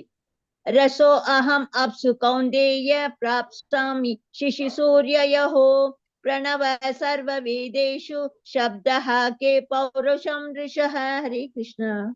ஹரே கிருஷ்ணா. குந்தியின் மகனே, நானே நீரில் சுவையும் சூரியன் சந்திரனும் ஒளியும் வேத மந்திரங்கள் பிராண ஒளியாகவும் ஓமின் இருக்கிறேன் என்றார். ஆகாயத்தில் சப்தமாகவும் மனிதர்களின் திறமையும் இருப்பதும் நானே என்றார். சொல்லிட்டாரா? ரொம்ப அற்புதமா சொல்லியிருக்காரு. நீரில் உள்ள சுவை என்றார். இப்ப கடல் நீர் உப்பா இருக்கும், நிலத்து நீர் சுவையா இருக்கும். அதே மாதிரி பாத்தீங்கன்னா ஆத்து நீர் கொஞ்சம் சுவையா இருக்கும். ஒரு மாற்றங்கள் இருக்கு. அதே மாதிரிதான் மனுஷங்களும் ஒரே மாதிரி இருக்க மாட்டாங்க, அங்கங்க மாற்றம் இருந்திருந்தா. ஆனா அதுக்குள்ளேயே நான் தாண்டா இருக்கின்றார். அந்த சுவையே நான் தான்றார். சூரியன் சந்திரன் ஒளி இருக்கு பாத்தீங்களா, அந்த ஒளியும் நான் தான்றார். அது வேத மந்திரமும் நான்றார். ஆனத்துல ஓம்லயும் நான் இருக்கின்றார். இது பகவானுடைய வைபவம். இது 10வது அத்தியாயத்துல நம்ம இதை பத்தி விரிவா ஒண்ணு படிப்போம், பகவான் கொடுப்பார். ஆனா இங்க ஆரம்பிச்சிட்டார் பகவான். அடுத்த அத்தியாயத்துக்கு உள்ள விவரத்தை இங்கே சொல்ல ஆரம்பிச்சிட்டார். எல்லாத்துலயுமே அவர் தான் ஆதி அந்தமா இருக்கிறார் பகவான் இல்லைங்களா? ஹரே கிருஷ்ணா. யாரும் ஆன்சர் பண்ணிடுறீங்க, என்ன சொல்ல மாட்டாது. நான் தான் என் கைதான் படிக்கிறோம். சரி, ஓகே. இந்த இடத்துல அதுதான் சொல்ல வர்றாரு பாருங்க. எதுல பகவான் அவருடைய வைபவத்தை சொல்றாரு பாருங்க. தண்ணீரில் சுவையாகவும் இருக்கிறார், சந்திரன் சூரியன ஒளியாவும் இருக்கிறார், வேத மந்திரங்கள் ஓம்ல இருக்கிறார், ஈதர்ல ஒளியா இருக்கிறார், மனிதன்ல திறனா இருக்கிறார், பூமியில மனித மனமா இருக்கிறார், நீ தீயில வெப்பமா இருக்கிறார், உயிரினங்கள வாழ்க்கையா இருக்கிறார், அனைத்து சன்னியாசிகளின் தவமா இருக்கிறார், அனைத்து இருப்புகளும் அசல் விதையா இருக்கிறார், புத்திசாலியில நுண்ணறிவா இருக்கிறார், சக்தி வாய்ந்த மனிதர்களில் வலிமையா இருக்கிறார், வலுவான ஆர்வம் இல்லாததும் வலிமையும் இருக்கிறார். அதேவது மத கொள்கைக்கு முரணானது செக்ஸ், அதாவது உடல், அந்த வாழ்க்கையும் நானே தான் இருக்கேன். ரொம்ப அற்புதமா இது வந்து பகவானுடைய வைபவம். இது நான் சொன்னது என்ன தெரியுங்களா? ஒரு கடல் இருக்கு இல்லையா, கடல்ல ஒரு கடுகு போட்டோம் பாத்தீங்களா, அந்த கடுகுல பாதி கூட இருக்காது. இதெல்லாம் இப்ப நம்ம சொன்னது. இது 10வது அத்தியாயத்துல அவர் வைபவத்தை கொடுப்பாரு பாருங்க, ரொம்ப அற்புதமா இருக்கு. 42வது பதம் வரைக்கும் அதான் கொடுப்பாரு அவரோட வைபவத்தை பார்க்கணும். அது 10வது பதத்துல பார்ப்போம். ஹரே கிருஷ்ணா. மாதாஜி 12, 13 மாதாஜி. कृष्ण प्रभु जी। ये सैव सात्विका भावो राजसासां सक्षये मद्दयेवति तान् विद्धि तनत्वहं तेषु ते मयि त्रिभिर्गुणमयैर्भावैरेऽपि सर्वम् इदं जगत् मोहितं न विजानाति मामाप्ये परमव्ययम्। हरे कृष्ण।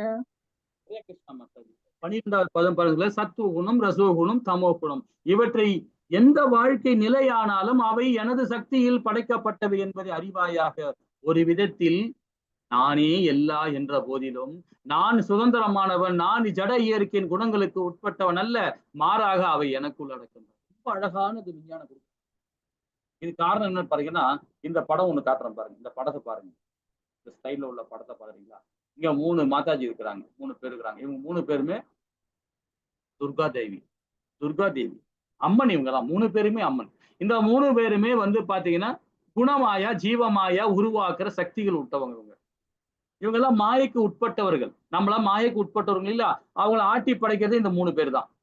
இந்த 3 பேரை படைக்கப்பட்டது பகவான் தான். ஆதி அந்தமா இருக்கிறார், மேல இருந்து பார்த்துட்டு இருக்காரு. இத 3 பேருமே நம்மளதான் உருவாக்கி, நம்மளதான் படைச்சு, நம்மளதான் வந்து ஆட்டி படைக்கிறாங்க. எப்படி ஆட்டி படைக்கிறாங்க பாருங்க. நாம சொல்றோம் ஒருத்தனை அடிச்சிட்டேன் நானு அப்படின்னு சொல்றோம். ஆக்சுவலா நீங்க அடிக்கல, நீங்க அடிக்கவே இல்லை. அவனை அடிக்கணும்னு நினைச்சீங்க, ஆனா அடிக்க வச்சது இந்த 3 மாயை தான். இந்த 3 பேர் தான் அடிக்க வச்சாங்க. நான் ஒருத்தனை கொலை பண்ணிட்டேன், நாம கொலை பண்ணல. கொலை பண்ணது காரணம் இந்த 3 மாயை தான். இது என்ன தெரியுங்களா? சத்துவகுணம், ரசோகுணம், தமோ குணம். சத்துவகுணம் நம்ம ஸ்லாங்ல பேசணும்னு வச்சுக்கோங்க, சத்துவகுணம்ன்றது நல்ல குணம், அதுதான் பிராமண குவாலிட்டி. ரசோகுணம் சொல்றது கெட்ட குணம், பேராசை பிடிச்ச குணம். தமோ குணம் சொல்றது வந்து பாத்தீங்கன்னா பைத்தியக்காரத்தனம், முட்டாள்தனமான செயல்வான். இந்த 3மே நமக்குள்ளதான் இருக்கு. அந்த உருவாக்குறவங்க யாருன்னு பாத்தீங்கன்னா இவங்க தான். நாம லைட்டா ஒரு எண்ணம் தான் வைப்போம், இவனை ஏதாவது ஒண்ணு செய்யணுமே நம்ம நினைப்போம், ஆனா செய்ய வச்சிடும், இவங்க செய்ய வச்சிருவாங்க. அந்த குணத்தை கொண்டு வந்துருவாங்க. குணமாயா, ஜீவமாயா, இதை கொண்டாந்து நம்ம வச்சிருவாங்க. குணமாயான்னு சொல்லும் போது பாத்தீங்கன்னா அந்த குணத்திலேயே டிராவல் பண்ண வைப்பான். என்ன குணத்துல? கெட்ட குணத்திலேயே கொண்டு போவான் நம்மள. நாம அதுக்கேற்ற மாதிரி ஓடிக்கிட்டே இருப்பாங்க. நமக்கு தெரியாது, நம்ம எல்லாம் மாயத்துக்கு உட்பட்டவங்க, நம்ம ஒரு எல்லைக்கு உட்பட்டவர்கள். நம்ம ஜீவமாயா பத்தி என்ன பண்ண தெரியுங்களா? நம்ம ஞானத்தை மறைப்பான், நம்ம ஜீவாத்தா சக்தியை மறைக்க ஆரம்பிச்சிருவான். இது எல்லாமே இந்த மாயை தான். அதுதான் சொல்றாரு பகவான், இதை படைக்கப்பட்டதும் பகவான் தான். நல்லா கேட்பாங்க, இப்படி எல்லாம் படைக்க வச்சுன்னு நம்ம ஏன் நம்ம துன்பத்தை கொடுக்குறாரு? நமக்கு ஏன் துன்பத்தை கொடுக்கணும்? ஏன் இந்த மாதிரிலாம் செய்யணும்? இல்லைங்களா? ஒரு டாக்டர் படிக்கிறோம்னா, நம்ம பௌதிக ஞானத்தோட டாக்டர் படிக்கிறோம்னா, அவன் டாக்டர் தகுதியானவனு பார்க்கணும் இல்லையா? பகவானுடைய லோகத்துக்கு போனா கூட அதுக்கு தகுதியா நாம இருக்கணும் இல்லையா? அதுதான் நம்மளை பயிற்சி பண்றாரு. ஆனா அந்த பயிற்சி பண்ணும்போது சுகமாக இருடான்னு சொல்றாரு. சுகமா என்ன நினைச்சாவே நீ சுகமாயிடுவன்றாரு. நீ இது மாதிரி முட்டாள்தனமா செயல்படும் போதுதான் இந்த மாயத்தால் நீ கட்டுண்ட இருக்கன்றாரு.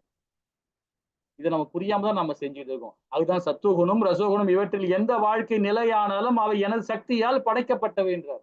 பகவானால படைக்கப்பட்டது என்பதை அறிவாயா. ஒரு விதத்தில் நானே என்ற போதிலும் நான் சுதந்திரமானவன். ஆனா நம்ம செய்யற தப்பு பகவானுக்கிட்ட, பகவான் வந்து பாத்தீங்கன்னா அதுக்கு பகவான் சம்மந்தமே இல்லை. ஆனா உள்ள இருக்கிற ஆத்மா பகவானுடைய தான். ஆனா இந்த நம்ம செய்யற செயல் பகவான் அனுபவிக்கிறார், ஆனா அவருக்கு இது சம்பந்தமே இல்லை. நல்லா புரிஞ்சுங்க. இப்ப நம்ம அப்பா அம்மா இருக்கிறாங்க, நம்மளை படைச்சிட்டாங்க, நம்மளை உருவாக்கி கொடுத்துட்டாங்க, நமக்கு கல்வி ஞானத்தை கொடுத்துட்டாங்க. நம்ம தப்பு பண்றோம்னு வச்சுங்களேன், அந்த தப்பு அனுபவிக்கிறாங்க. ஆனா தப்பு அவங்க பண்ணல, நாம தான் பண்ணோம். தப்பு அவங்க பண்ணல, நாம தான் பண்ணோம். ஆனா அனுபவிக்கிறது அவங்க அனுபவிக்கிறாங்க. என் பையன் தப்பு பண்ணிட்டானே, இந்த மாதிரி பண்ணிட்டானேன்னு அவங்க விருத்தி அடைகிறாங்க. இதுதான் பகவானுடைய குணம். நம்மளை படைச்சார், நல்லதையும் கொடுத்திருக்கிறார், கெட்டதை செய்யக்கூடாதுன்னு சொல்றார். ஆனா மீறி செய்யறோம். அதை அனுபவிக்கிறதும் பகவான் தான் இல்லைங்களா? இந்த பணிபுரா பணத்தை பாருங்க. சத்துவகுணம், ரசோகுணம், தமோ குணம் என்னும் மூவகை குணங்களையும் மயங்கி இருப்பதால் குணங்களுக்கு அப்பாற்பட்ட அழிவற்ற என்னை முழுமையாக அறியாது. இந்த 3 குணங்களுக்கு இது பிராமண குவாலிட்டி, சத்திரியன் குவாலிட்டி, வைஷ்ணவ குவாலிட்டி, சூத்திரன் குவாலிட்டி. இந்த 4 குவாலிட்டியுமே இந்த 3க்குள்ளதான் இருக்கு. இந்த 3 குணத்துல உள்ளவன் கண்டிப்பாக பகவானை அறிய முடியாது. ஆனா பகவான் விதத்துல சொல்றாரு, என்ன சொல்ற தெரியுங்களா? இந்த சத்துவ குணத்துல செயல்பட்டாவே போதும். இந்த பிறவில முத்தி கிடைக்கலாம் பரவாயில்ல, அடுத்த பிறவில கண்டிப்பா முத்தி கிடைக்கும். சரி, 14வது பதம் என்ன சொல்றாரு பாப்போமா? ஹரே கிருஷ்ணா மாதா. हे कृष्णा प्रभु जी। दैवी हिषो गुणमयी मम माया दुरत्यया माम एव प्रबन्धन्ते मायाम इदां तरन्ति ते। हरे कृष्णा। ஜட இயற்கையின் முக்குணங்களான எனது இந்த தெய்வீக சக்தி வெல்லுக்குரியது. ஆனால் என்னிடம் சரணடைந்தோர் இதனை எளிதில் கடக்கலாம். பகவான் கிட்ட சரணாகதி அடைஞ்சிட்டோம்னா, ஆத்ம நிவேதனம் அடைஞ்சிட்டேன்னா போதணும், அழகா பகவான் கிட்ட போயிடலாம். இந்த பிறவிலாம் அடுத்த பிறவில போலாம், கண்டிப்பா போக முடியும். அதான் சொல்றாரு பகவான். இந்த முக்குணங்கள், இந்த சத்துவ குணம், ரசோ குணம், தமோ குணம், இந்த குணத்துல இருந்து நாம அதை வென்றுட்டோம்னு வச்சுங்களேன், அதுக்கப்புறம் என்ன குணம் தெரியுமா இருக்கும்? சுத்த சத்துவம். சுத்த சத்துவம். சத்துவகுணம் நார்மலா தான், அது பிராமண குவாலிட்டி தான். ஆனா பிராமணோட இருக்கக்கூடாது, அது மேல சுத்த சத்துவத்துல போயிடணும், அவங்க மேல போயிடணும். அந்த குணம் கூட நமக்கு தேவையில்லை, அதுவும் பந்தப்படுத்துற குணம் தான். அதை பத்தி எல்லாம் விரிவா நாமும் இனி வர வர அத்தியாயத்துல அதை பத்தி விரிவாக படிக்கலாம். ஹரே கிருஷ்ணா. 15வது ஸ்லோகம் மாதாஜி. कृष्ण प्रभु जी। न मां दुष्कृतिनो मूढा प्रपन्त्यन्ते नारदमः मया य बहुरुत ज्ञान आसुरं पावम् आश्रितः। हरे कृष्ण। அது சற்றும் அறிவற்ற மூடர்களும் மனிதனின் கடநிலையோரும் மாயில் அறிவை கவரப்பட்டவர்களும் அசுர நாத்திக தன்மை ஏற்றவர்களுமான துஷ்டர்கள் என்னிடம். நாத்திகம் பேசுறவன் கண்டிப்பாக பகவான் கிட்ட அடைய முடியாது. ஆனா அவன் என்னுடைய கடவுள் இல்லை, கடவுள் இல்லை, பகவான் இல்லை, பகவான் இல்லைன்னு சொல்லிட்டே இருப்பான். என்னதான் சதா நேரம் நினைச்சிட்டு இருக்கான். ஆனா அவனையும் ஒரு உயர்ந்த ஸ்தானத்துல, ஏன்னா அவனுக்குள்ளேயும் நான் பரமாத்மா ரூபத்துல நான் இருக்கிறேன். ஆனா கண்டிப்பா அவன் பகவான் லோகத்துக்கு போக முடியாது. அந்த நிலையை அவன் மாற்றம் கொடுப்பாரு பகவான். ஏன்னா அவன் நினைச்சுக்கிட்டே இருக்கான்ல, பகவான் நினைச்சுக்கிட்டே இருக்கான். அவன் இல்ல அவன் இல்ல அவன் இல்லைன்னு நினைச்சுக்கிட்டே இருக்கான். ஆனா என்னதான் நினைச்சிட்டு இருக்கான். ஆனா ஒரு காலத்துல கண்டிப்பா அவன் என்ன சேருவான். ஏன்னா அவனும் என்னுடைய மகன் தான் அப்படின்ற இல்லைங்களா? இதை பத்தி ஒரு விவரமா பார்ப்போம். நாத்திகம் பேசுறோம் அறிவாளின்னு சொல்றாரு பாருங்க. இவ்வளவு நேரம் நம்ம சொல்லியிருந்தோம் பார்த்தீங்களா? நாத்திகம் பேசுறோம் அறிவாளி தான். ஆனா அவன் மாயெல்லாம் சிக்கு கொண்டு இருக்கான், மாயத்துல இருக்கான் அவன். இந்த மாயத்திலிருந்து வெளியே வந்துட்டான்னு வச்சுங்களேன், நாத்திகம் பேசுறோம் அறிவாளி ஆயிடும். உண்மையிலேயே அவன் அறிவாளி தான். ஏன்னா பகவான் நினைச்சுக்கிட்டே இருக்கான். பகவானை யாரெல்லாம் நினைக்கிறாங்களோ கண்டிப்பாக எல்லா ஞானம் அவங்க இருக்கும். ஆனா மாயத்தால இருக்கனால தான் அவன் பகவான் இல்லை, பகவான் இல்லை, பகவான் இல்லைன்னு சொல்லி. அதே மூடா பாருங்க, நம்ம ஏற்கனவே படிச்சிருக்கோம். ஒரு கட்டு புல்லுக்காக அந்த ஜீவராசி பாருங்க, அவ்வளவு பெரிய மூட்டையை சுமந்து போகுது. அதுக்கு என்ன தலையெழுத்தா, அதுக்கு என்ன விதியா? அது கொஞ்சம் கொஞ்சம் அப்படி விட்டு வெளியே வந்துச்சுன்னு வச்சுக்கோங்க, அந்த இடத்த விட்டு வெளியே வந்து பாத்தீங்கன்னா எங்க பார்த்தாலும் புல்லாதான் இருக்கும், எங்க பார்த்தாலும் புல்லாங்க. அந்த அந்த ஞானம் இல்லை. அதே மாதிரிதான் நாமளும் இருக்கும், மூடா மாதிரி இருக்கும், ஓடிக்கிட்டே இருக்கும், லைஃப் பாட்டு ஓடிக்கிட்டே இருக்கும். சுகம் நம்மளை சுற்றி தான் இருக்கு, நம்ம அதை கவனிக்கவே இல்லை. ஏதோ மாயத்தால கட்டுண்டு நம்ம பாட்டு ஓடிக்கிட்டே இருக்கும், நம்ம சுற்றி தான் சுகம் இருக்கு, நம்மகிட்டே இருக்கு சுகம், நம்ம அதை உணராம ஓடிக்கிட்டே இருக்கும். அதுதான் சொல்றாரு, ஒரு புல்லுக்கட்டு கிடைப்பதற்காக ஏன் கழுதை மிகவும் கடினமாக உழைக்க வேண்டும்? முட்டாள்தனமான இல்லையா சிலர் ஆன்மீக வாழ்க்கையில் நேரம் இல்லாமல் பொருள் ஈட்ட மிகவும் கடினமாக உழைக்க வேண்டும். உண்மையில் அவர்களுக்கு சாப்பிடவோ அல்லது தூங்கவோ நேரம் இல்லை, ஓடிக்கிட்டே இருக்கிறான். எனக்கு என் பையனுக்கு 10 சவரம் போட்டு கல்யாணம் பண்ணும், என் பொண்ணுக்கு 100 சவரம் போட்டு கல்யாணம் பண்ணும், ஓடிக்கிட்டே இருப்பான். வீடு வாங்கணும், வாசல் வாங்கணும், ஓடிக்கிட்டே இருப்பான். ஏன்னா சமுதாயம் அது மாதிரி கட்டமைக்கப்பட்டிருக்குன்னு நினைச்சுட்டு இருப்பான். ஒண்ணுமே கிடையாது. பகவான் மேல நம்பிக்கை வச்சுன்னா ஆட்டோமேட்டிக்கா எல்லாமே வரும். எல்லாம் நல்ல வரம் கிடைக்கும், நல்ல வீடு கிடைக்கும், நல்ல வாசல் கிடைக்கும், நல்ல சுகபோக வாழ்க்கை வாழ முடியும். எப்படி? ஆன்மீக சம்பந்தமாக, பௌதிகம் இல்ல, ஆன்மீக சம்பந்தமாக. ஆன்மீக சுகம் இருக்கு பாத்தீங்களா, அதுதாங்க உயர்ந்த சுகம். அதுதான் முத்தி கடைக்கான சுகம். அது நம்ம அறிகிறதுக்கு கொஞ்சம் கடினமா தான் இருக்கும், போக போக அதை முயற்சி எடுக்கும். இதே மாதிரி பேய் குணம் பாருங்க, உதாரணம் ராவணன் எடுத்துக்கலாம். ராவணன் என்ன பண்றான்? சிவபெருமான் கிட்ட போய் வரம் கேட்கறான், வரம் கொடுக்குறாரு. கடும் தவம் இருக்கிறான், வரம் கொடுக்குறாரு. வரம் கொடுத்த உடனே கடைசியில என்ன பண்றான்? அவளை கைலாய மலையே தூக்குறான், வரம் கொடுத்தவரையே தூக்குறான். அது என்ன மாதிரி அரக்க குணம் பாருங்க, இல்லைங்களா? மனிதனத்தில் தாழ்ந்தவர் பாருங்க, ஜகாய மாதா கதை ரொம்ப அழகா இருக்கும். பகவான் சைத்தன்யர் அவதாரம் கொடுத்தார் 480 வருஷத்துக்கு முன்னாடி. பகவான் சைத்தன்யர் வந்து அவருடைய நண்பர், அதாவது நித்யானந்த பிரபு, அவருடைய சிஷியன் தான். நித்யானந்த பிரபு யார் தெரியுங்களா? அது வந்து நம்மளுடைய ஆதிசேஷன் பலராம் ஐயா, லக்ஷ்மண் அவருடைய அவதாரம் தான் நித்யானந்த பிரபு.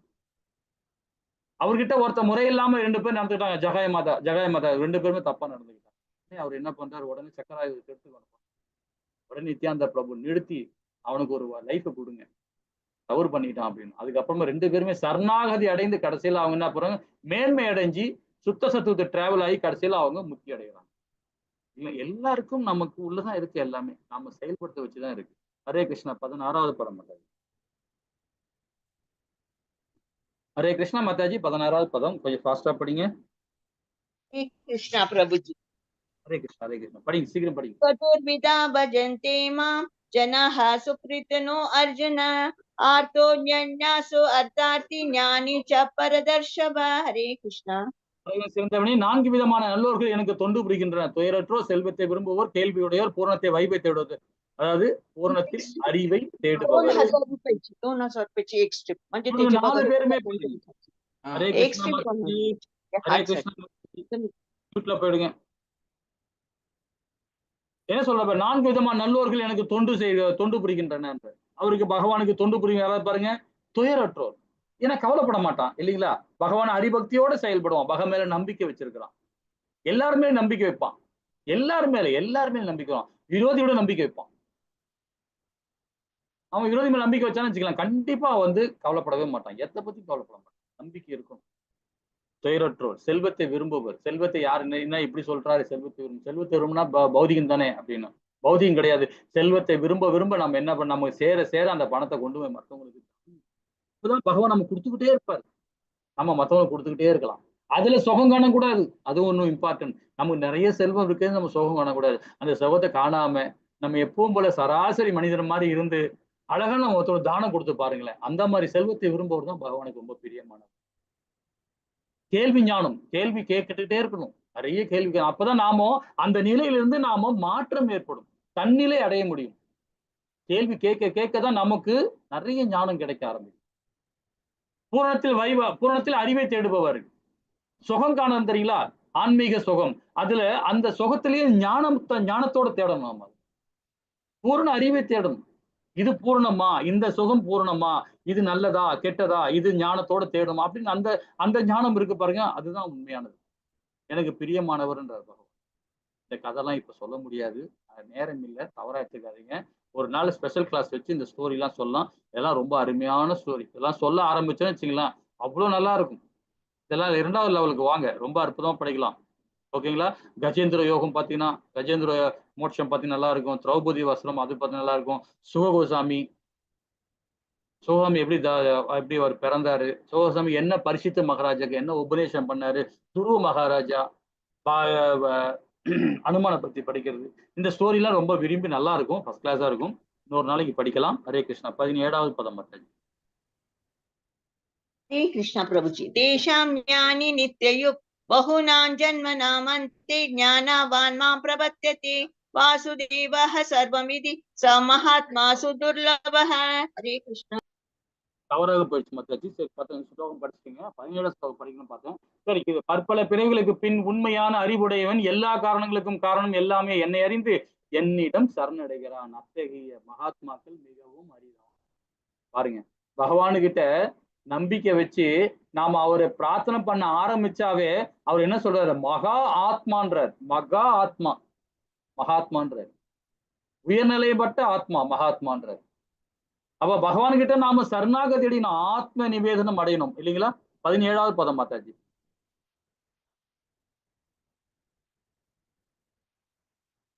ஹரே கிருஷ்ணா. இது யாராவது படிக்கிறீங்களா? நித்யயுக்தா பிரியோகி ஞானினோ அத்யர்த்தம் அகம் ச மம பிரியக. ஹரே கிருஷ்ணா பிரபு. இவர்கள் முழு ஞானத்தோடு எப்பொழுதும் தூய பக்தி தொண்டில் ஈடுபட்டு இருப்பவன் சிறந்தவனே, ஏனெனில் நான் அவனுக்கு மிகவும் பிரியமானவன், அவன் எனக்கு மிகவும் பகவானுடைய முழு ஞானத்தோட நாமோ நம்முடைய முழு ஞானத்தோட பகவானுக்கிட்ட நாம ஈடுபாடு இருக்கும்போது பாத்தீங்கன்னா மிக பிரியமானவன். தூய பக்தி, அனநேய பக்தி, தன்னிலை அடங்காத பக்தி, அதாவது தன்னிலை அடங்காத பக்தி அது. ஏன்னா அந்த அந்த அதாவது எப்படி சொல்றதுன்னா, தன்னை உணர்ந்துட்ட பிறகு பகவான்கிட்ட பக்தி கொடுக்குறான் பாத்தீங்களா, இந்த பக்தி போதாது, இன்னும் பகவானுக்கு நான் தொண்டு செய்யணும், இன்னும் அவரு 1 மணி நேரம் செலவு பண்ணணும், இன்னும் 2 மணி நேரம் செலவு பண்ணணும், அந்த மாதிரி போயிட்டே இருப்பான். அனநேய பக்தி கொடுக்குறவன், தூய பக்தி கொடுக்குறவன், அவன் எனக்கு மிகவும் பிரியமானவன்றார் இல்லைங்களா. 20-21 என்ன சொல்றாரு பாப்போமா. ஹரே கிருஷ்ணா பிரபு. ஹரே கிருஷ்ணா மாதாஜி. பிரபு நீங்க படிங்க பிரபு. ஹரே கிருஷ்ணா. காமைஸ்தைஸ்தைர்ஹிருதஞானா பிரபத்யந்தே அன்ய தேவதாக தம் தம் நியமம் ஆஸ்தாய பிரக்ருத்யா நியதா ஸ்வயாய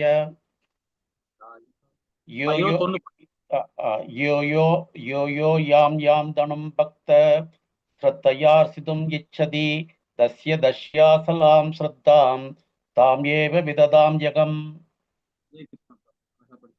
இந்த 20ல பாருங்க என்ன சொல்றாரு பாருங்க. ஜட ஆசைகளால் அறிவை இழந்தவர்கள் தேவர்களும் சரணடைந்து தங்களை இயற்கைக்கு ஏற்றவாறு ஏற்ற வழிபட்டு முறைகளையும் ஞானங்களை பின்பற்ற.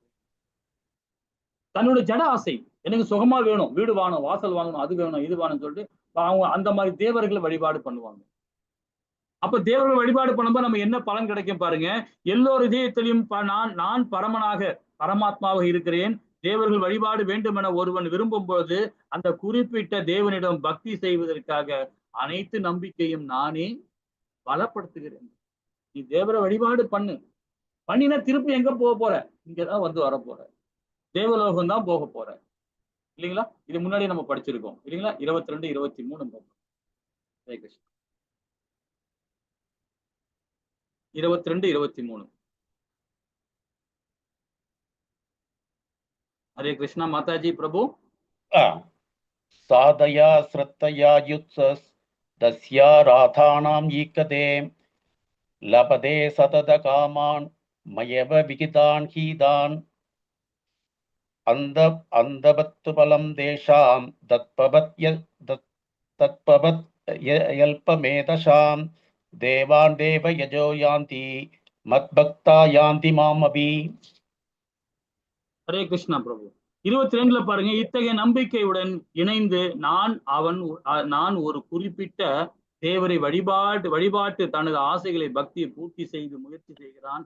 ஆனால் உண்மையில் அந்த நம்பிக்கை எல்லாம் என்னால் மட்டுமே 22ல சொல்றாரு. ஏன்னா இது தேவர்கள் வழிபாடு பண்ற கூட தப்பு இல்லை. ஆனா அது குறைஞ்சபட்சம் தான். அதோட பலன் வந்து குறைஞ்சபட்சம் தான் சொல்ல வர்றாரு. 23 பாருங்க. தேவர்கள் வழிபாடு சிற்றறிவு படைத்த மக்களது பலன்கள் தற்காலிகமானது, ஒரு எல்லைக்கு உட்பட்டது. தேவர்கள் வழிபடுவர்கள் தேவர்கள் லோகங்களையும் செல்வர். ஆனால் எனது பக்தர்கள் இறுதியில் எனது உன்னத உலகை அடைகின்றனர்.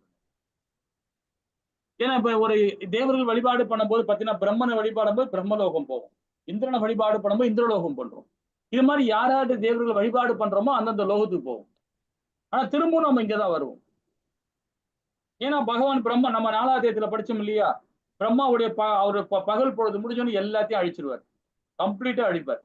அதே பிரம்மா இறந்தாருன்னு வச்சுக்கலாம், அது 100 வயசான பிறகு கம்ப்ளீட்டா எல்லா லோகத்தையும் அழிச்சிடுறாரு. பிரம்ம லோகம்ல எந்த லோகமும் இருக்காது, எல்லாத்தையும் அழிச்சிடுறாரு இல்லைங்களா. அப்ப நம்முடைய லோகம் மட்டும் என்னைக்குமே அழிவு இருக்காது, பகவானுடைய வைகுந்தம் என்னைக்குமே அழிவு இருக்காது. ஹரே கிருஷ்ணா. பகவானுடைய வைகுந்தத்தோட அது நம்மளுடைய வீடு, நம்முடைய லோகம் அது. 24வது பதம். ஹரே கிருஷ்ணா பிரபு.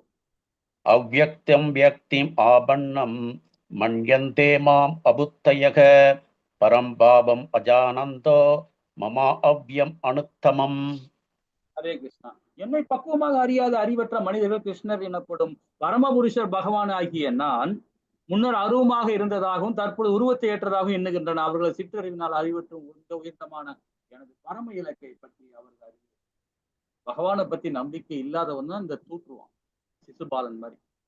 சிசுபாலனாவது அவன் ஒரு முற்பிறவில ஒரு சாபம் வாய்ந்தனால பகவானை துதி பாடுறான், தவறாக துதி பாடுறான் இல்லைங்களா. நாம எப்படி தவறு பண்ணியிருக்கோமா? அவ தவறு பண்றதா பகவானை நாம இல்ல, அவர் இல்ல, இவர் இல்லைன்னு நம்ம சொல்லிட்டு இருக்கோம் இல்லைங்களா. பகவானை மையப்படுத்தி நாம செயல்படும் போது பாத்தீங்கன்னா கண்டிப்பாக அவருடைய பரம இலக்கை அடையும், இல்லைன்னா நம்ம கண்டிப்பாக அடைய முடியாதுன்னு தான் 24வது பதம் சொல்லுது. 25-26 பிரபு. ஹரே கிருஷ்ணா. நாகம் பிரகாஷ சர்வஸ்ய योगमाया समावृतः मूढो अयं नाभिजानाति लोको माम् अजम् अव्ययम्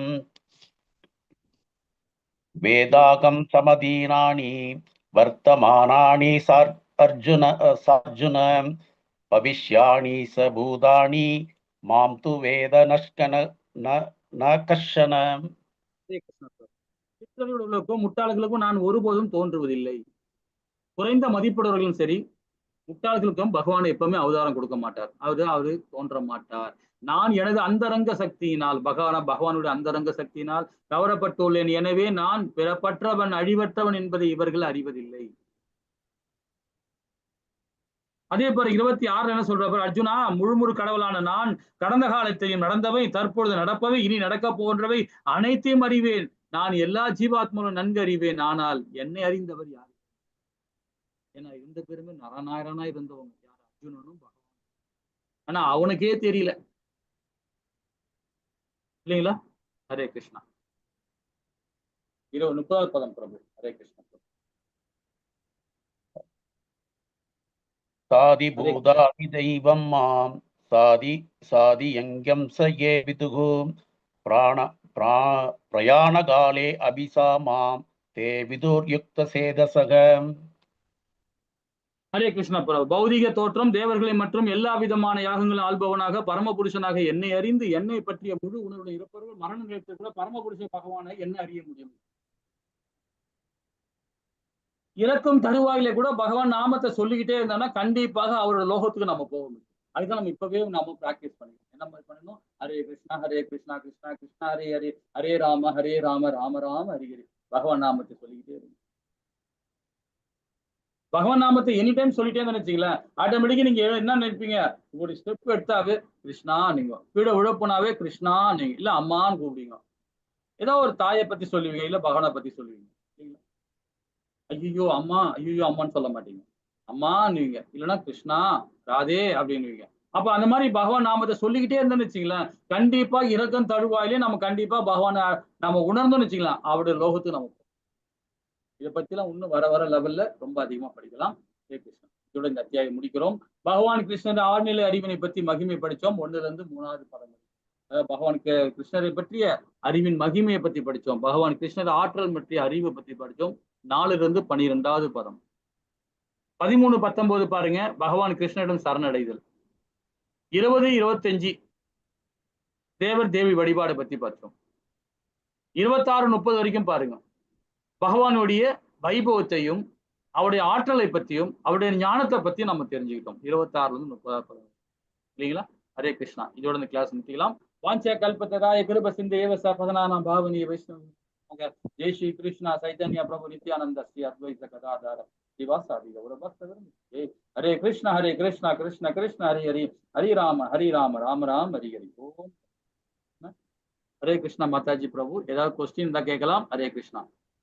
हरे कृष्ण प्रभु जी.